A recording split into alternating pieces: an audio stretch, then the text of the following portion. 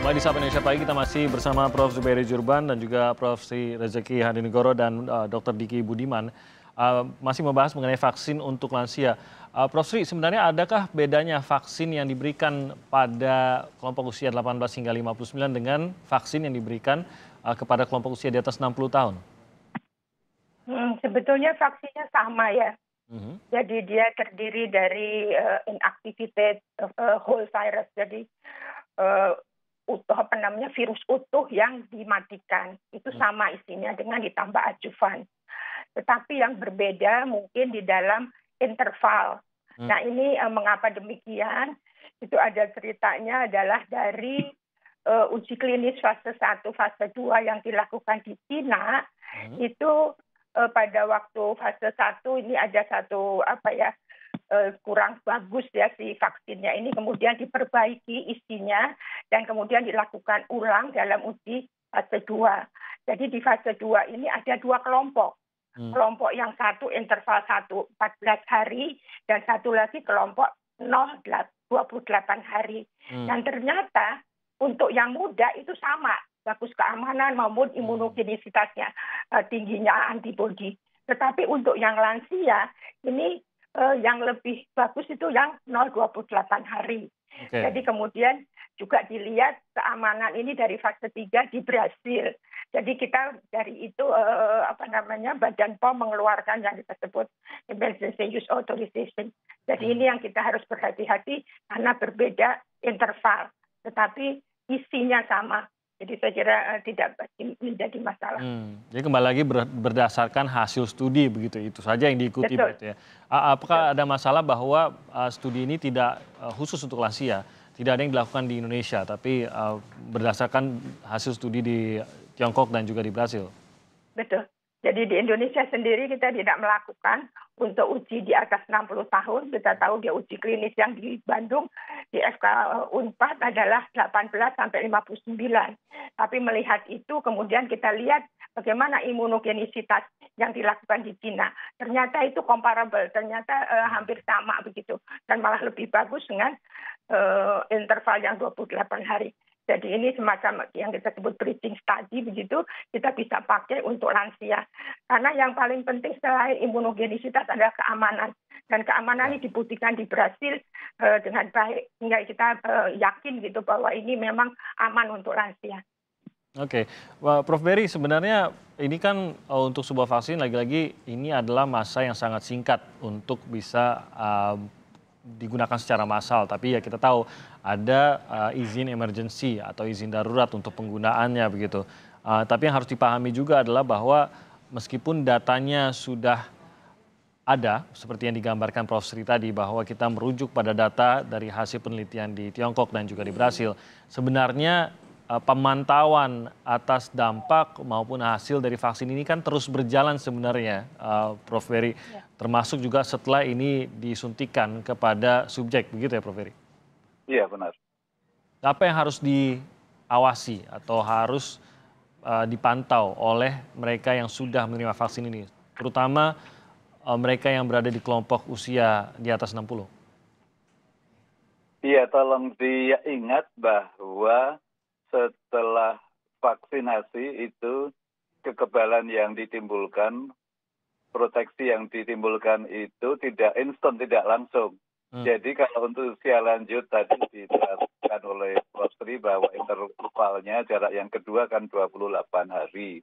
Itu kekebalan optimal belum muncul setelah seminggu belum, 2 minggu belum, 3 minggu belum, 4 minggu pun belum. Jadi kira-kira 6 minggu setelah vaksinasi suntik yang pertama dan 2 minggu setelah suntik yang kedua itu daya lindungnya baru mulai optimal. Jadi ya tetap kita harus menjaga diri ya baik-baik. Sekali lagi daya proteksinya tidak langsung begitu disuntik langsung kebal, tidak demikian, perlu waktu. Baru muncul tadi seperti Anda katakan 6 minggu kemudian. Ini pun mungkin berbeda ya antara kondisi tubuh setiap subjek begitu. Iya, itu untuk menulakan. Kalau untuk ini sudah dibuktikan kan kemarin misalnya Bupati Sleman habis divaksinasi positif, tapi ternyata munculnya positifnya itu baru seminggu setelah vaksinasi, jadi memang belum muncul kekebalan. Demikian pula di Israel lebih banyak lagi 240 orang yang positif segera setelah vaksinasi karena memang kekebalannya belum muncul sudah tertular. Jadi amat harus hati-hati di awal-awal kita belum punya daya lindung. Oke, ini saya mau klarifikasi juga karena sempat yang ramai beredar itu kan mengenai kasus yang terjadi di Norwegia dan ini melibatkan lansia. Mungkin ada yang bisa diluruskan dari beberapa kasus kematian lansia, ada 29 setidaknya yang dilaporkan waktu itu yang menerima vaksin. Apa yang harus diluruskan dari hal ini juga, Prof. Ferry? Ya, jadi Norwegia rupanya amat sangat yakin dengan data-data dan bagaimana Inggris juga sudah memulai duluan pada usia lanjut. Jadi mereka dengan spontan memberikan pada usia amat sangat lanjut di panti jompo. Jadi sudah usia lanjut, kemudian ada banyak komorbid yang masih aktif, jadi ada penyakit-penyakit yang belum terkontrol, mereka vaksinasi. Tapi itu keterangan yang valid, yang pasti kita tunggu sebentar karena sekarang ini WHO sedang meneliti apa benar penyebabnya adalah karena banyak komorbid yang masih aktif namun juga divaksinasi dan usianya ada amat sangat lanjut. Namun keterangan sementara para ahli demikian karena disuntikannya pada panti jompo, komorbidnya banyak dan komorbid yang belum terkontrol. Jadi kalau kita misalnya ada penyakit kencing manis, ya berapa gulanya, berapa HbA1c-nya. Wah, ini diabetesnya belum terkontrol, ya tunggu dulu kan paling 3-4 minggu sudah terkontrol, kemudian boleh vaksinasi. Demikian pula darah tinggi, kalau sekarang 170/100, ya tunda dulu. Namun mengobati hipertensi sampai terkontrol juga tidak sulit, jadi paling juga sekitar 1 bulan. Tekanan darahnya terkontrol, kemudian monggo silahkan vaksinasi. Jadi kalau screeningnya lebih ketat seharusnya tidak terjadi demikian begitu ya. Dan mungkin catatan juga ini memang vaksinnya berbeda. Vaksin yang disuntikan di Norwegia itu yang vaksin Pfizer pada waktu itu. Tapi screeningnya begitu ya Prof ya? Iya benar. Jadi itu yang Bloomberg jangan sembarangan itu. Kita di sini screeningnya lebih baik dari di Norwegia. Oke. Prof. Diki, mungkin Anda mau berkomentar mengenai hal tersebut karena khawatirnya adalah justru ini akan menimbulkan lebih banyak lagi kelompok usia lansia yang akhirnya resisten atau tidak mau divaksin karena melihat ada kasus di Norwegia ini. Ya, menambah penjelasan Prof. Zubairi bahwa untuk diketahui sebelum adanya kematian yang dikaitkan, ya diduga waktu itu, diduga terkait vaksinasi Pfizer, yang sebetulnya ingin saya juga tambahkan penjelasan terakhirnya dinyatakan tidak ada kaitannya. Okay. Nah sebelum ada kematian itu, dan kematian sudah 30-an, 33 pada saat itu. Nah itu sebetulnya tiap hari sudah ada kematian antara 30-40 orang lansia per hari di Norway sebelum ada kasus itu. Jadi angka kematian dia tinggi dari itu. Makanya yang saya sampaikan di awal tadi, Mas Dimoti, ada negara-negara maju yang memang umumnya kan populasi elderly-nya banyak ya. Dia bisa sampai 90% kontribusi dari kelompok lansia ini pada angka kematian. Nah, salah satunya Norwegia. Nah, dia bayangkan 30 kasus kematian berasal dari lansia. Sebelum ada vaksinasi ini. Nah, sampai 45 kadang saya lihat ada peaknya. Nah, ketika ini ada, tadi disampaikan Prof. Zubairi bahwa ada Pfizer berhasil di UK menurunkan, kemudian juga di negara lain. Nah, dia tentu cepat-cepat. Nah, ini yang saya setuju sekali, sistem yang dibangun di kita sudah sangat hati-hati. Nah, mereka agak teledor menurut saya. Ya, jadi screeningnya tidak berjalan dengan optimal. Jadi confident saja ya, karena melihat kematian yang 30-an tiap hari ini, dia langsung semua diberikan di salah satu panti jompo itu. Yang akibatnya dia tidak terdeteksi, atau orang-orang yang rawan atau kondisi umumnya sakit pun akhirnya diberikan. Nah, ini yang akhirnya berkontribusi pada kematian juga yang 33 yang diduga itu yang dikaitkan dengan komorbid. Tapi dari sisi penelitian, kalau di sana mungkin Badan POM-nya lah gitu ya, dengan Kementerian Kesehatan, memang sebetulnya hanya perburukan situasi dari yang memang sudah buruk gitu. Jadi bukan karena vaksin disuntik akhirnya meninggal, tidak. Jadi memang kondisi ini yang harus dipahami. Nah artinya lagi saya melihat untuk Indonesia bahwa untuk diketahui saja bahwa data ini memang bagus di fase 1, fase 2 Sinovac lansia. Tapi untuk usia di atas 70 tahun, datanya itu belum terlalu memadai. Ya. Sehingga sebetulnya di awal saya mengusulkan untuk sampai 70 tahun dulu, barang 1-2 bulan. Tapi kalau misalnya pemerintah mengambil akan memberikan juga di atas 70 tahun, saya menyarankan yang di atas 70 tahun ini jangan di puskesmas, tapi di rumah sakit daerah. Karena screeningnya ini yang timnya saya kira lebih memadai ya. Kalau di puskesmas ya nggak apa-apa yang di bawah 70 tahun itu, yang relatif secara data sudah sangat memadai. Tapi dalam rangka kehati-hatian, sekali lagi ini salah satu kelebihan Indonesia, kehati-hatian ini kita bisa terapkan bahwa untuk yang di atas 70 tahun, setidaknya karena harus dokter ini, dokter yang menurut saya sebaiknya ada dokter penyakit dalam lah di situ ya, yang memberikan masukan. Nah ini yang bisa saya sarankan, belajar dari kesalahan orang lain kan harus jadi pelajaran buat kita. Ya, termasuk kasus di Norwegia itu. Nah saya mau ke pertanyaan berikutnya, tapi saya mau mempersilakan Prof. Sri mungkin mau menanggapi mengenai pemberian yang berbeda pada 60 hingga 70 dan di atas 70 tahun. Prof. Sri? Maksudnya perbedaan interval? Ya, perbedaan bukan intervalnya, tapi pemberiannya. Tadi Pak Diki mengatakan ada screening yang berbeda antara usia 60 hingga 70 dengan di atas 70 karena membutuhkan screening yang lebih fokus lagi atau lebih intens lagi untuk mereka yang berusia di atas 70. Ya, saya setuju sekali Pak Diki bahwa sebetulnya kita menyarankan semua lansia ini sebaiknya di fasilitas yang ada dokternya, baik dia rumah sakit maupun puskesmas maupun klinik, dan dokter itu harus siaga, bukan di rumah begitu. Jadi dia memang harus ada di tempat. Jadi itu perlu sekali, dan juga kesiapan dari si lansianya itu sendiri. Bagaimana dia membuat badannya fit begitu. Jadi kok dia harus minum obat teratur, jangan lupa. Dari sekarang kita sudah harus mengingatkan minum obat dengan baik. Mungkin kalau harus diet, ya diet yang baik, olahraga yang baik. Jadi semua dikerjakan sesuai apa yang supaya dia kondisinya fit. Kalau perlu dia harus cek ulang kepada dokternya. Apakah saya memang fit untuk diimunisasi. Jadi jangan sampai kehabisan obat, cadangan obat harus ada, hal-hal sepele ya. Tetapi ini penting, dan di sini anggota keluarga harus ikut membantu. Lansia ini mungkin ada yang pelupa dan sebagainya. Jadi anggota keluarga harus mensupport mereka supaya hidupnya betul-betul sehat pada waktu datang ke rumah sakit untuk disuntik betul-betul dalam kondisi prima. Itu mungkin yang paling penting untuk lansia, persiapan untuk untuk mendapat vaksinasi. Tetapi ya.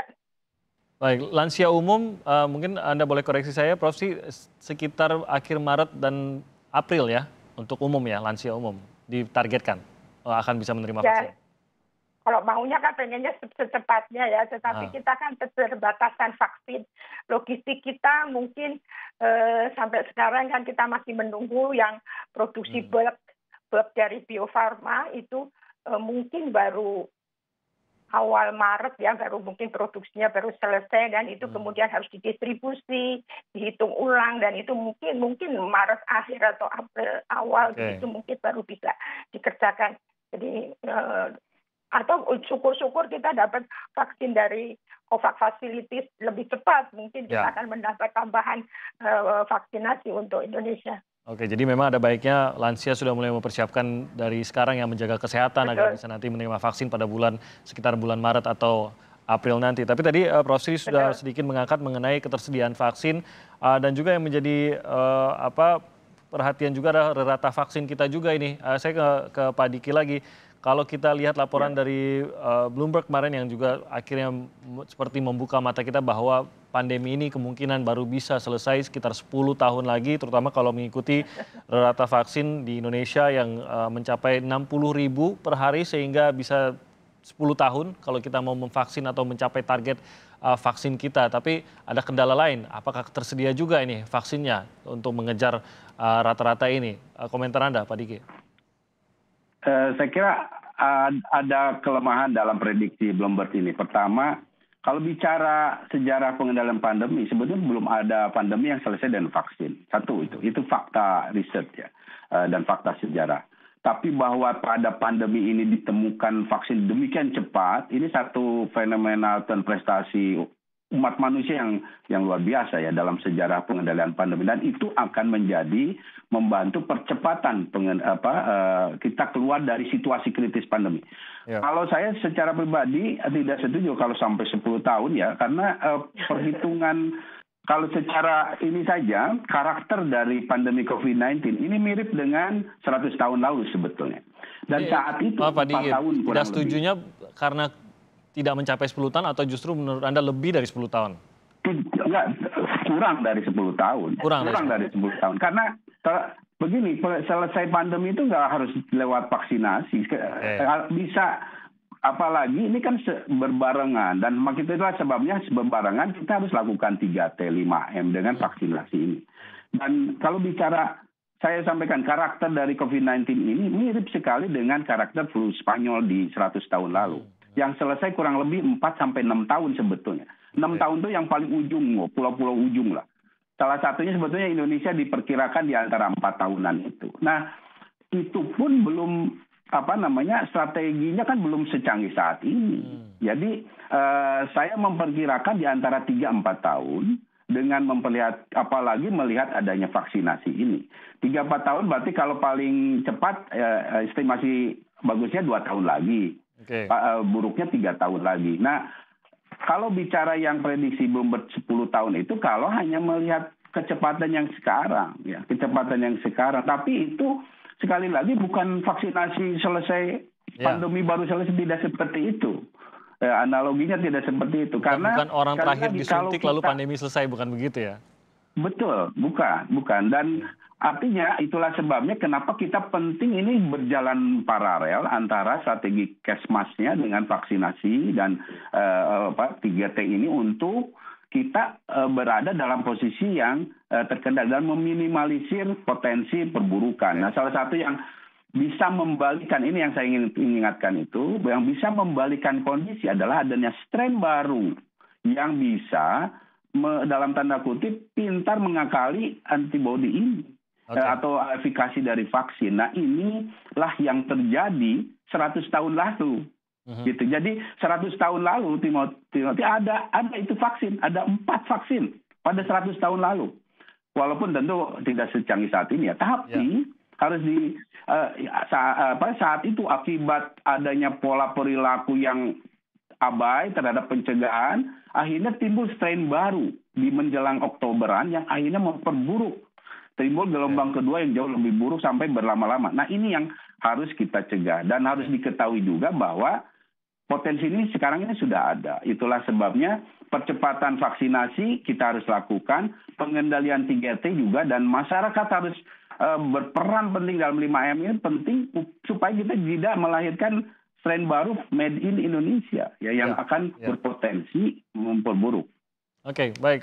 Prof. Berry, komentar Anda terkait hal ini, karena nampaknya memang meskipun tadi laporan Bloomberg mengatakan vaksinasi kita bisa selesai 10 tahun lagi, tapi dengan 5M dan mungkin beberapa gerakannya lagi ini bisa lebih mempersingkatnya. Komentar Anda terkait juga dengan kemampuan dari nakes juga untuk menangani dampak dari corona ini. Ya, pertama mungkin perlu diluruskan, Bloomberg itu kan bilangnya vaksinasi kita baru selesai 7 tahun, karena itu pandeminya mungkin baru selesai 10 tahun. Yang 7 tahun itu mungkin juga perlu dikoreksi, karena kalau melihat kemampuan kita dan terbukti juga dari kemauan politis maupun kenyataan di lapangan, semuanya eager, semuanya amat semangat untuk vaksinasi sekarang. Jadi saya kok agak yakin bisa selesai dalam waktu jauh lebih cepat dari dugaan Bloomberg itu mengenai selesai vaksinasinya. Nah, kalau mengenai selesai penyakitnya, Prof. Berry? Karena ya, maaf tadi sedikit terputus. Silakan. Vaksin dipakai terus di Amerika itu masih yang meninggal kita sekarang ini dengan vaksinasi seluruh di Amerika, dan Amerika 49% penduduk di sana divaksinasi influenza tahun lalu, itu meninggalnya masih 22.000 orang, jauh lebih rendah dari sebelum ada vaksin. Namun memang belum selesai. Jadi ada kemungkinan penyakit ini kemudian menjadi endemik, dan mungkin satu saat, saya belum tahu, buktinya belum cukup untuk bilang bahwa apakah kita perlu vaksinasi berkala atau cukup satu kali. Oke, baik. Sayang sekali perbincangan ini harus kita lanjutkan lain kali, dan tentunya kami juga senang sekali sudah bisa hadir bersama kami, Bu Sri, Profesor Sri, terima kasih sudah bergabung bersama kami. Prof. Berry juga terima kasih sudah bergabung bersama kami, dan juga Pak Diki. Semoga sehat semua, Prof. Sri, Prof. Berry, dan juga Pak Diki. Oke, terima kasih.